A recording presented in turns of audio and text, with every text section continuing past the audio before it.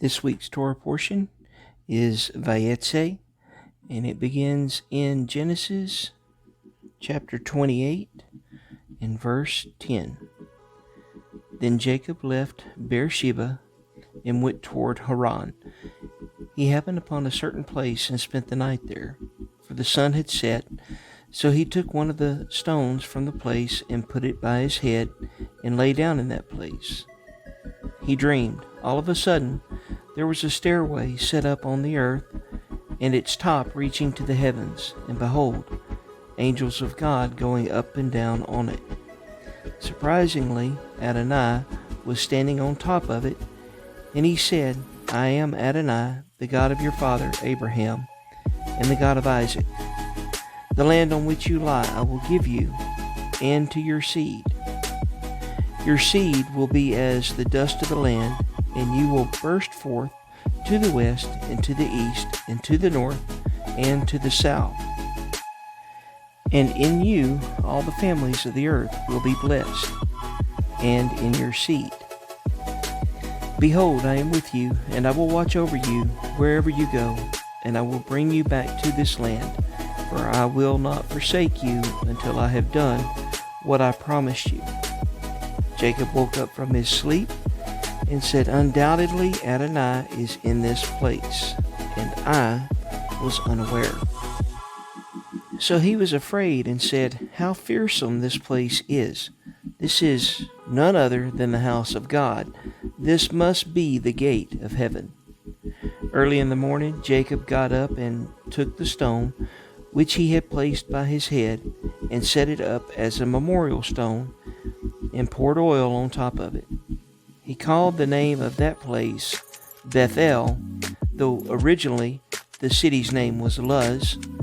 Then Jacob made a vow, saying, If God will be with me and watch over me on this way that I am going, and provide me food to eat and clothes to wear, and I return in shalom to my father's house, then Adonai will be my God. So this stone, which I set up as a memorial stone, will become God's house, and of everything you provide me, I will definitely give a tenth of it to you. Then Jacob lifted up his feet and went to the land of the peoples of the east. When he looked, suddenly there was a well in the field, and there were 3 herds of sheep resting by it. For from that well they would water the flocks. The stone on the mouth of the well was large. When all the herds gathered there, they would roll away the stone from the mouth of the well and water the flocks, and put the stone back in its place over the mouth of the well. Then Jacob said to them, My brothers, where are you from? We're from Haran, they said. So he said to them, Do you know Laban, Nahor's son? They said, We know. He said to them, Is he well?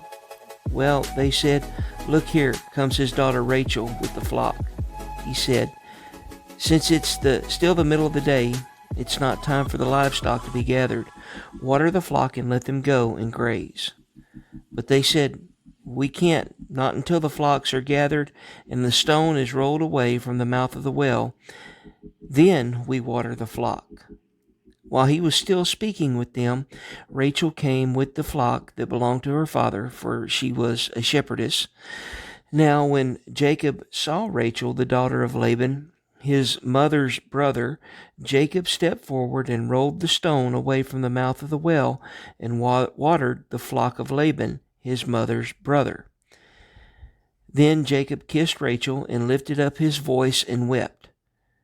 Then Jacob told Rachel that he was her father's relative and that he was Rebekah's son. So she ran and told her father. Now when Laban heard the news about Jacob, his sister's son, he ran to meet him, hugged and kissed him, and brought him to the house. Then he told Laban all these things.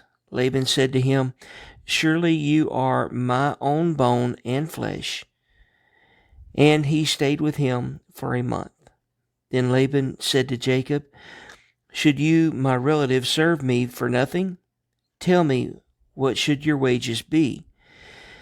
Now Laban had two daughters.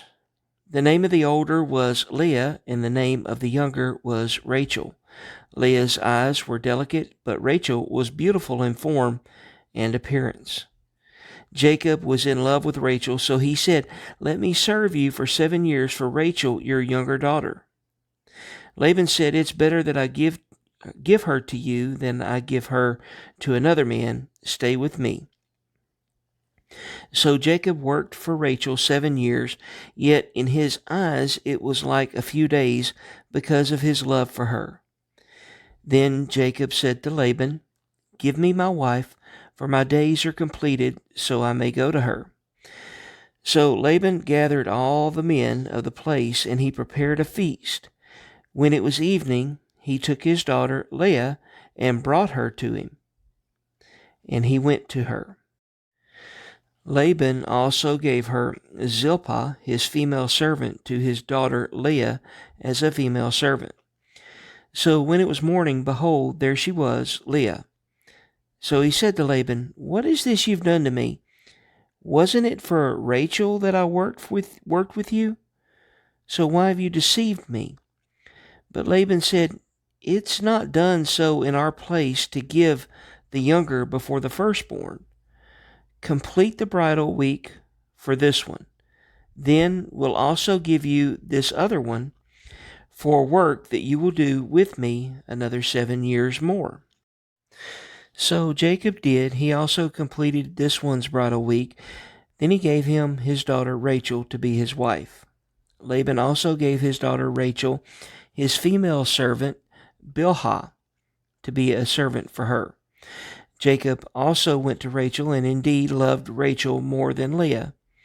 So he served with him for yet another 7 years. Now Adonai saw that Leah was unloved, so he opened her womb, but Rachel was unable to conceive. Leah became pregnant and gave birth to a son and named him Reuben, because she said, "For Adonai has seen my affliction, surely now my husband will love me." Then she became pregnant again and gave birth to a son, and said, "For Adonai heard that I am hated, so he has given me this one also." And she named him Simeon. Then she became pregnant again and gave birth to a son, and said, "Now this time my husband will join himself to me, because I've given birth to 3 sons for him." For this reason he was named Levi. Then she became pregnant again and gave birth to a son, and said, "This time I praise Adonai." For this reason she named him Judah. Then she stopped having children. When Rachel saw that she bore no children for Jacob, Rachel was jealous of her sister. So she said to Jacob, "Give me sons. If there are none, I'll die." But Jacob became furious with Rachel and said, "Am I instead of God the one who withheld from you the fruit of the womb?" So she said, "Here's my maidservant Bilhah. Go to her and let her give birth on my knees, so that from her I may also build a family." Then she gave her maidservant Bilhah to him for a wife, and Jacob went to her. Bilhah became pregnant and gave birth to a son for Jacob. So Rachel said, "God has judged my cause and also heard my voice and given me a son." Therefore she named him Dan. Then Rachel's female servant became pregnant again and gave birth to a second son for Jacob. So Rachel said, "I've surely wrestled greatly with my sister. Also I've won." So she named him Naphtali. Now Leah saw that she stopped having children, so she took Zilpah, her female servant, and gave her to Jacob as a wife. Then Zilpah, Leah's female servant, gave birth to a son for Jacob.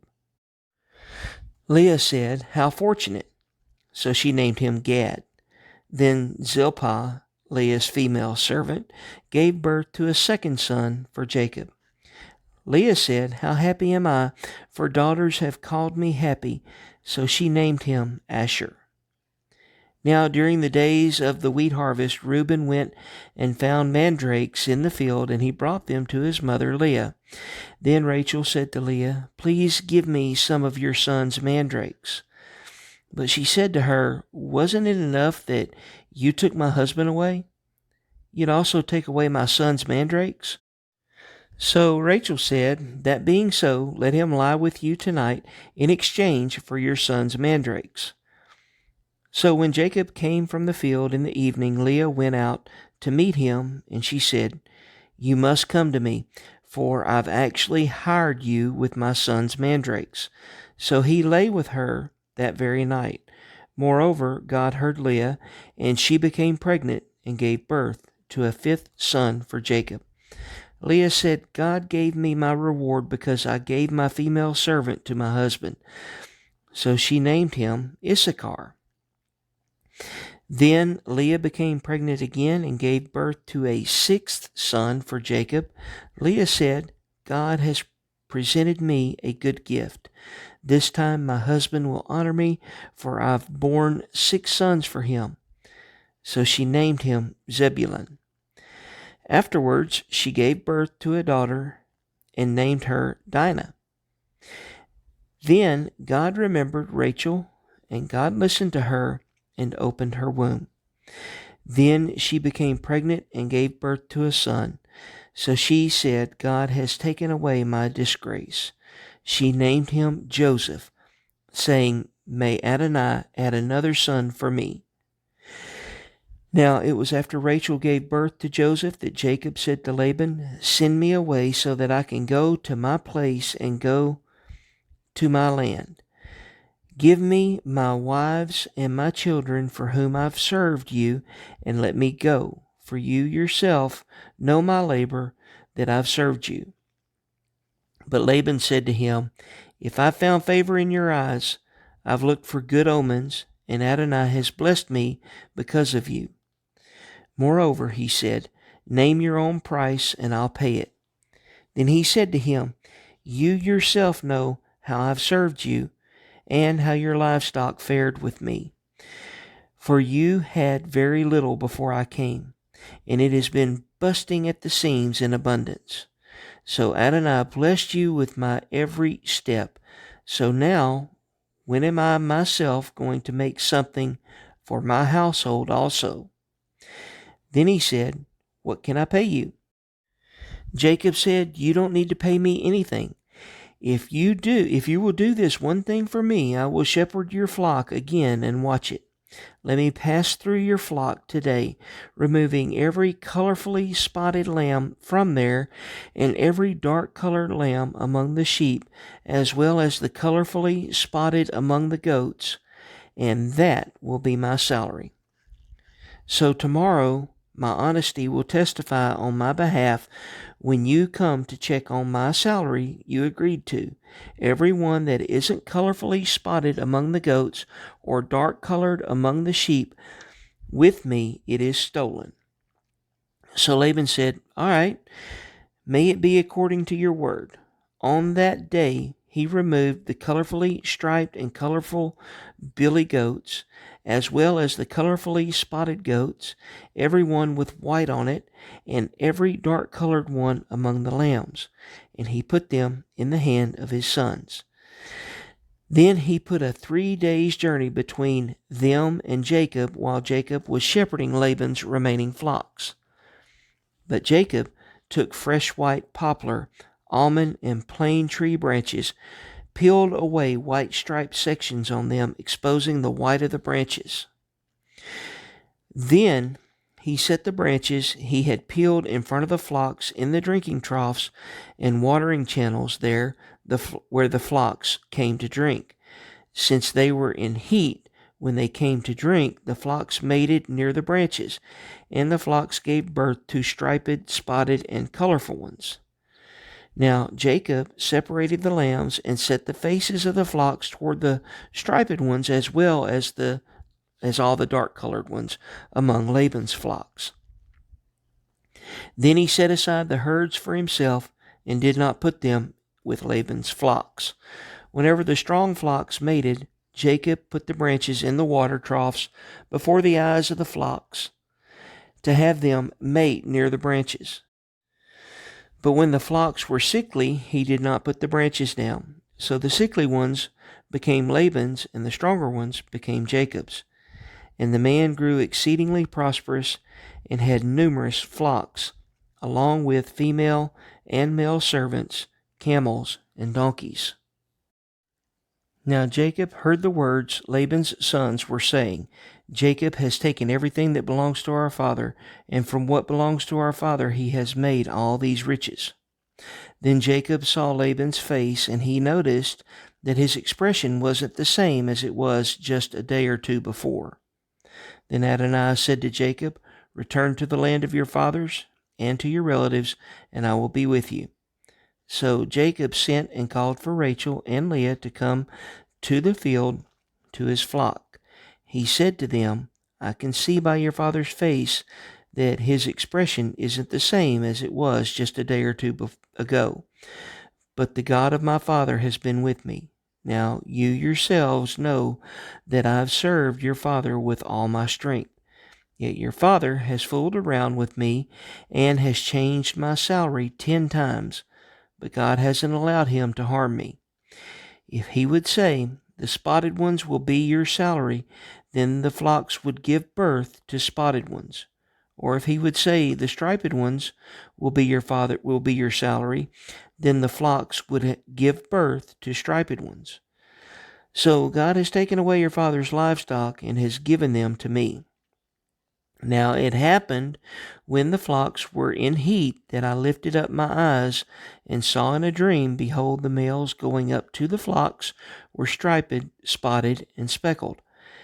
Then the angel of God said to me in a dream, Jacob, and I said, Hineni. He said, Lift up your eyes and see that all the males going up to the flocks are striped, spotted, and speckled. For I have seen everything Laban has done to you. I am the God of Bethel, where you anointed a memorial stone, where you made a vow to me. Get up now and leave this land and return to the land of your relatives. Then Rachel answered along with Leah, and they said to him, Is there still a portion of an inheritance for us in our father's house? Aren't we considered foreigners to him? For he has sold us, and he has also completely used up our bridal price.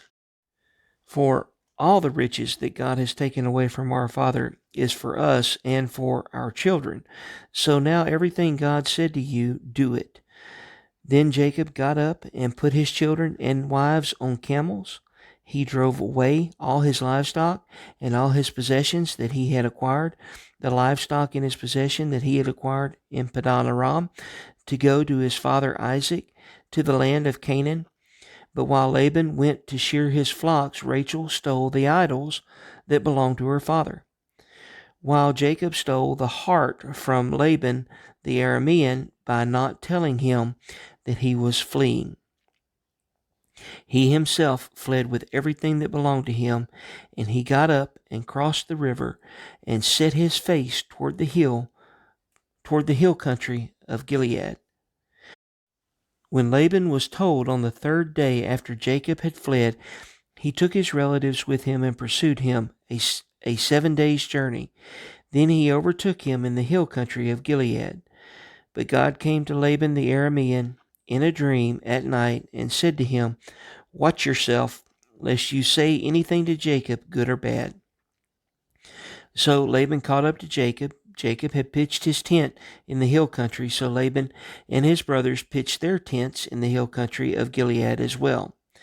Then Laban said to Jacob, What have you done, that you've stolen my heart and have driven my daughters away like captives of the sword? Why did you secretly flee away and steal from me? Why didn't you tell me so I could send you away with joy and with songs, with tambourines and with lyres? And you didn't even let me kiss my sons and daughters. Now you've behaved foolishly. It is in the power of my hand to do evil to you. But yesterday the God of your fathers spoke to me, saying, Watch yourself, lest you say anything to Jacob, good or bad. So now, when you up and left because you really missed your father's house, why did you steal my gods?" In response, Jacob said to Laban, "Because I was afraid, for I thought, suppose you snatch your daughters away from me. Anyone with whom you find your gods shall not live. In front of our relative, identify whatever is yours that is with me, and take it back." But Jacob did not know that Rachel had stolen them. So Laban went into Jacob's tent and Leah's tent and into the tent of the two maids, but he found nothing. Then he went out of Leah's tent and entered Rachel's tent. Now Rachel had taken the idols, but put them in the camel's saddlebag and sat on them. So Laban felt around the entire tent, but did not find them.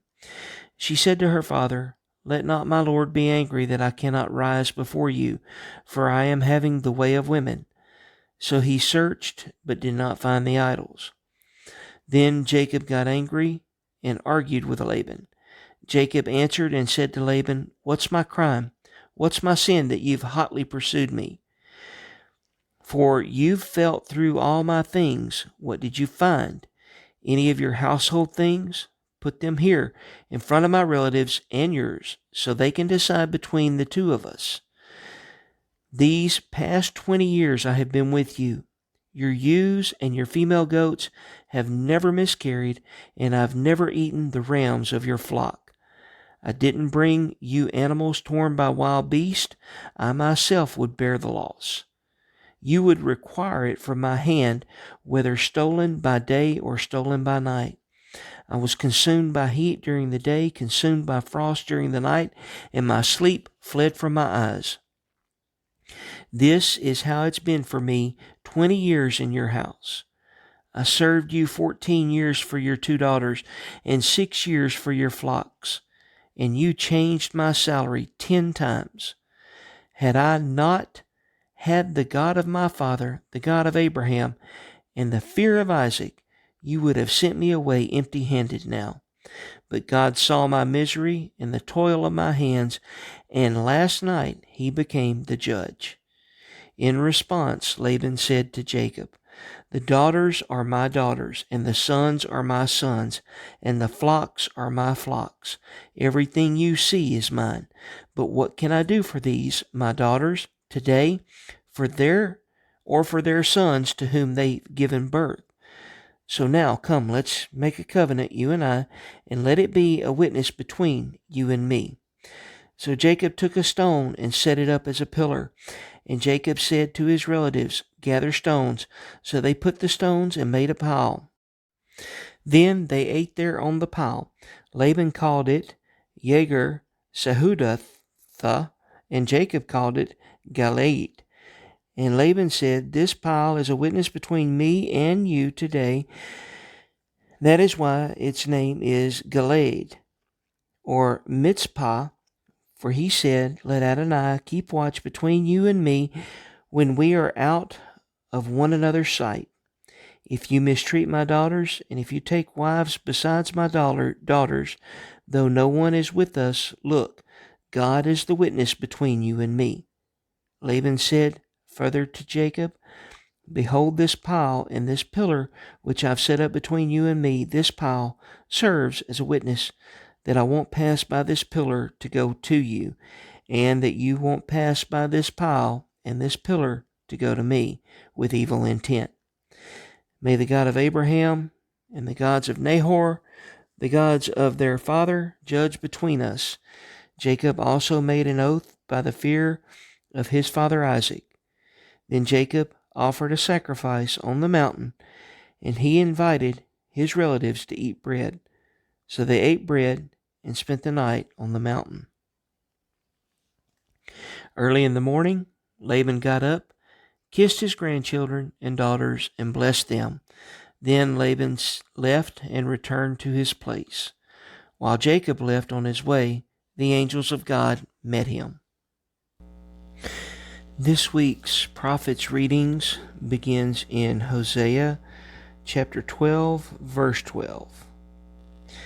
Since Gilead is full of iniquity, they are utterly worthless. In Gilgal they sacrifice bulls. Even their altars will become heaps of rocks along the furrows of my field. Now Jacob fled to the field of Aram when Israel served for a wife. Yes, he kept watch for a wife. So by a prophet Adonai brought Israel up out of Egypt, and by a prophet he was kept. Ephraim has provoked bitter anger, so his blood guilt will remain on him. His Lord will repay him for his contempt. When Ephraim spoke, there was trembling. He exalted himself in Israel, but he became guilty through Baal and died. But now they sin more and more. They made themselves molten images, idols skillfully made from their silver, all of them the work of the craftsman. They say about them, "Let those who sacrifice kiss the calves." Therefore they will be like morning clouds, like dew passing away early, like chaff blown from the threshing floor, or like smoke from a chimney. Yet I have been Adonai your God since the land of Egypt. You should know no God but me, and there is no Savior apart from me. I myself knew you in the wilderness, in a land of terrible drought. While they were fed, they were satisfied. Filled, their hearts became haughty. Therefore they forgot me. So I became like a lion to them, like a leopard lying in wait by the way. I will meet them like a bear robbed of her cubs, and I will tear open their chest. There I will devour them like a lioness. A beast of the field will rip them to shreds. It has corrupted you, O Israel, for you were against me, against your helper. Where then is your king? So will he save you in all your cities? Or your judges, to whom you said, "Give me a king and princes"? I give you a king in my anger, and take them away in my wrath. Ephraim is bound by iniquity, his sin is treasured up. Pains of birth come on him. He is not a wise son. When the time comes, he should not delay at the opening of the womb. Should I ransom them from the land of Sheol? Should I redeem them from death? O death, where are your plagues? O Sheol, where is your sting? Comfort is hidden from my eyes, because he is the son of kinsman. He should have been fruitful. An east wind will come, the wind from Adonai, coming up from the wilderness. His spring will become dry, and his fountain will dry up. He will plunder the treasury of every precious vessel. Samaria will bear her guilt, for she has rebelled against her God. They will fall by the sword, their infants dashed to pieces, their pregnant women ripped open. Return, O Israel, to Adonai your God, for you have stumbled in your iniquity. Take words with you and return to Adonai. Say to him, "Take away all iniquity and accept what is good, so we may repay with offerings of our lips." Assyria will not save us.